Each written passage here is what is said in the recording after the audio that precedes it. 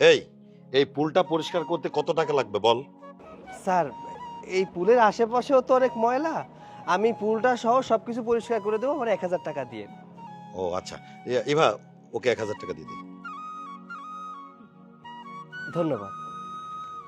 Madam, এটা BCS পরীক্ষার প্রস্তুতির শীট না? আপনি এই কোচিংয়ে পড়েন, তার মানে আপনি বিসিএস পরীক্ষার প্রস্তুতি নিচ্ছেন। আচ্ছা, এটা যে বিসিএস পরীক্ষার প্রস্তুতির শীট সেটা তুই কি করে জানলি? জানি, কারণ আপনার শীটের উপরেই কোচিংয়ের নাম লেখা আছে, ওটা দেখেছি। আর শুনেছি এই কোচিংটা অনেক ভালো। ওয়েট ওয়েট, তুই এই কোচিং সেন্টারটা কি করে চিনিস? আর বিসিএস এর মানে কি সেটা জানিস? কেন জানবো না ম্যাডাম, আমি নিজেও তো বিসিএস পরীক্ষার প্রস্তুতি নিচ্ছি।